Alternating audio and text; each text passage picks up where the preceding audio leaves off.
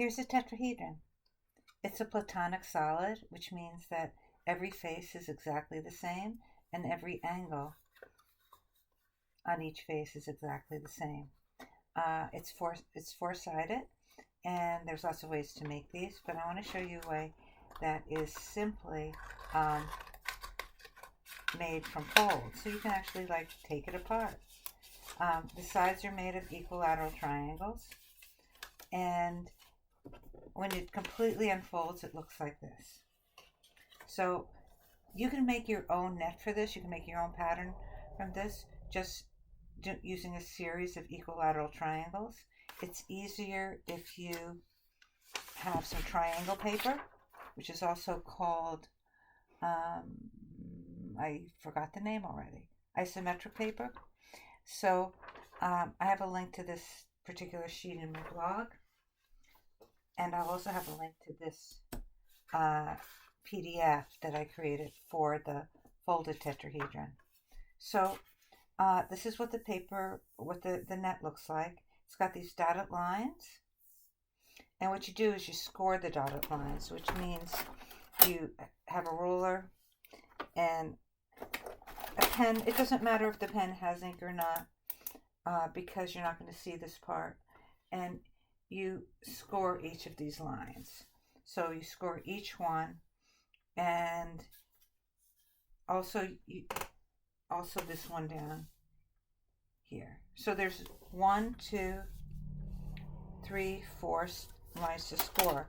Then cut it out. You could cut it out first. What's important about this particular pattern is that you make sure you don't have any blackness on the edges. Now there's a little bit of black here. You can see that. This really works better if all of the black outline is cut off. There we go.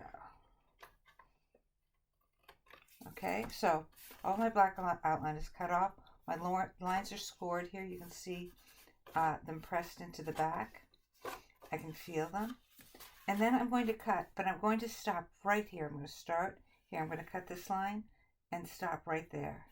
Don't cut all the way, or else you're going to have to get some tape and glue it together and tape it together. So I'm staying right there on the black line.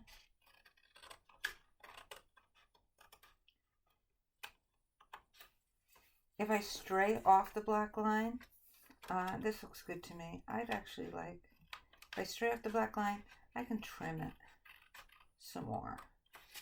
You can actually get away with trimming quite a bit and not ruining the integrity of your project. Okay, so here we go. I'm going to just fold all of these diagonals in valley folds.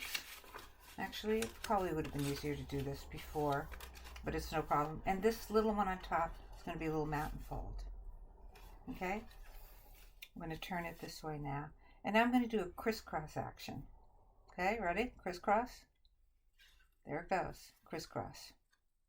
Looks like you've got a little shelf here.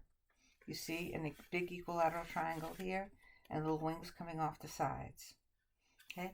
Now I'm going to push this little part in and bring these two triangles up. And look, you already have 1, 2, 3 sides of the tetrahedron.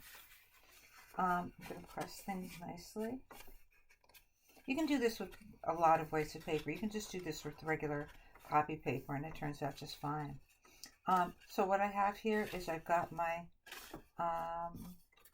let's just make sure that's even. There we go. See, make sure it's even here. There's my crisscross. Push it in. And what happens now is I've got 2 little pockets. I've got a pocket here and here. Not in the middle, but on either side.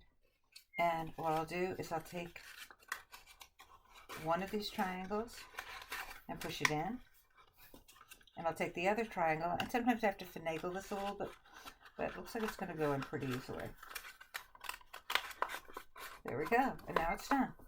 See? That's easy. You can make lots of them, and you can decorate them too. Okay.